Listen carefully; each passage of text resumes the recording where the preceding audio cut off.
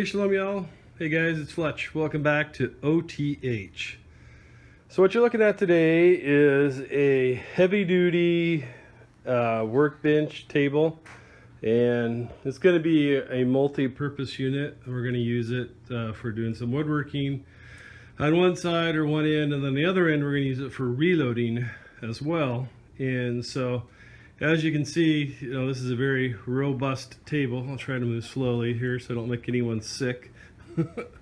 But it's 4x4 construction. And the idea behind this is that, one, it's going to make it really heavy. So it's rock solid. If you've ever tried to do any reloading, especially on the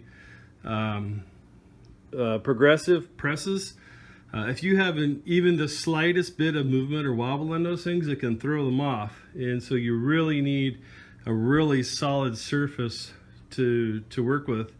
But basically what we've got here is 4x4s with lag screws, 6-inch lag screws or bolts, whatever you want to call them. And pre-drilled them with a 5/16 bit, and sunk them in with an impact wrench, and seems to have worked pretty good so far. And then down on the bottom we're going to have some storage.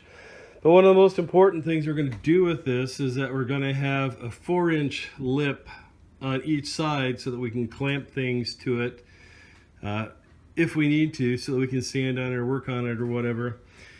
And then also we're going to get an old-fashioned vise, not the ones that'll pivot back and forth. Those are really weak vices, if you didn't already know that.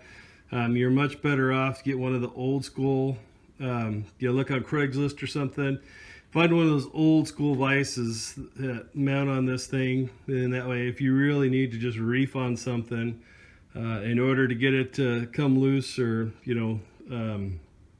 ball joints on a car, different things like that, where you're really wailing on something, you can do that with a table like this. And then the top of this table is going to be 4x8, so full sheets of 3/4 inch 4x8, and then we're going to laminate the sheets together.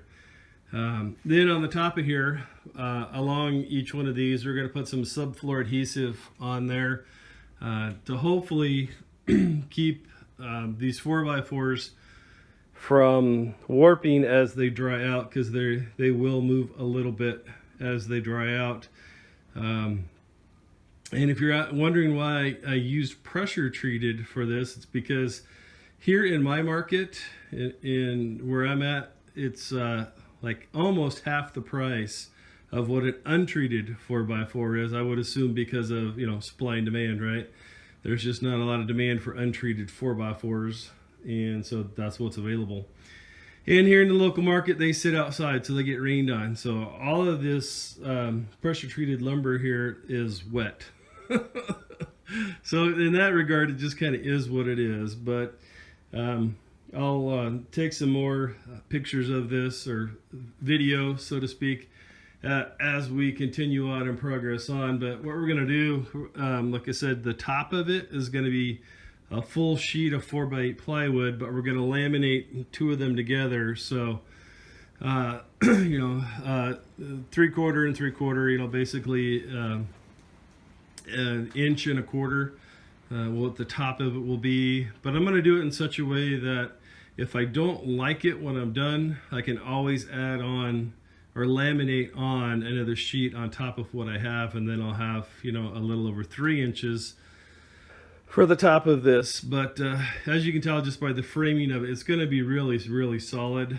I think probably that the two sheets of 3/4 CDX laminated together are going to be good. So that's it for now. Hey, shalom, guys, welcome back. So here is more or less the finished project, and I know that the garage is really messy right now because I've got stuff all moved around, trying to make room for this and reset stuff up. But we got the 2 sheets of plywood laminated on there. So the idea was we traced the outline of all the supports on the lower sheet of plywood, and then we screwed that down really good.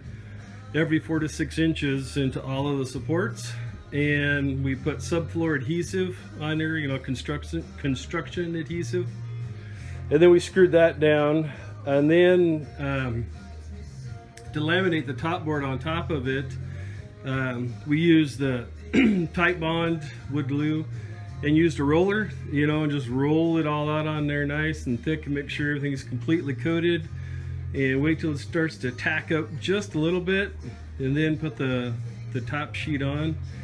And then we went in and we used clamps, but then went in along the edge and put in 1.25 inch screw about every 4 to 6 inches to make sure we got a nice complete, you know, laminate or bond between the two sheets. And let me tell you, this thing is rock solid. Oh, someday my grandkids are going to be laughing about, here, remember when Grandpappy made this table in the year 2018? But hey guys, I'll put the basic blueprints for this project in the description box if you want to kind of use that as your own diagram to follow, so to speak. And then one other thing I wanted to mention that I didn't show you is that just like I had a full line of supports under this top one that were in 4x4, I did the same thing on the bottom one, but the bottom one is going to, excuse me, what I meant to say is the bottom one is only made out of 2x4. It's not 4x4 because it's not going to need to carry as much weight. But I do need it very strong because I'm going to be storing a bunch of, excuse me, reloading equipment on there. You know, a lot of that stuff is lead and it's really heavy. So that's the project. And let me tell you, holy crap, is this thing heavy. I'm never going to have to worry about this thing moving when I don't want it to. But there it is, guys. That's what we're working on this week on the homestead. All right, guys, so here's the finished project, and got a 12-inch sliding compound miter there. I don't think that'll probably stay there. We'll probably get a dedicated stand for that. And then we got our bandsaw here. We have a little bench vise for now for there. Like I talked about previously, we're gonna get a full-size one. Then we got our grinder down here, and kind of a gift from my father, so to speak. We got a joiner here. We've just been working on getting this set up. It's been in a box, brand new, never used, and so we're working on getting that set up, as well as this planer. So we're gonna have a full woodworking shop going here at some point. Over here we got our table saw as well, and so we also added electricity here. We got 110 coming in there. We're at a dedicated line from the fuse box just for this table here, for all the stuff that's going to be running. And so I just wanted to show you, you know, what the final project was. We got all of my reloading gear in here like we were talking about. And, you know, table is holding up perfectly. Everything's good to go. A couple of things real quick I wanted to share with you. If you've never had to make a project like this where you're trying to screw, or, well, I guess it screw or bolt, right? It's, you know, it doesn't have a nut that goes on the end of it, so, you know, do you call that a screw or a bolt? Well, it's 6 inches, so technically I guess it's a bolt. But anyways, what I did in order to make this thing work and to get everything together evenly, so that when I was done it wasn't sitting cattywampus, you know, rocking back and forth, is when I put them together I used a ratchet strap. And what I mean by that, like if this is, you know, my support and my other 4x4 was coming into the side of it like this, I wrapped a ratchet strap around the whole thing. That way it held the two boards exactly in the right place, the same place, so that when I pre-drilled my hole, the boards did not move even the littlest bit.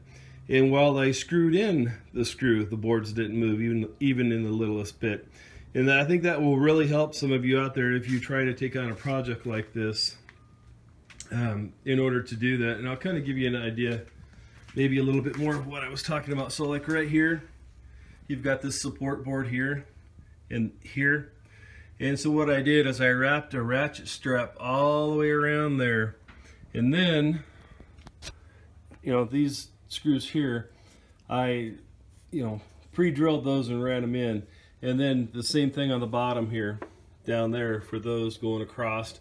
And then at the end, you know, for here when I started putting the whole thing together, it's the same thing on these.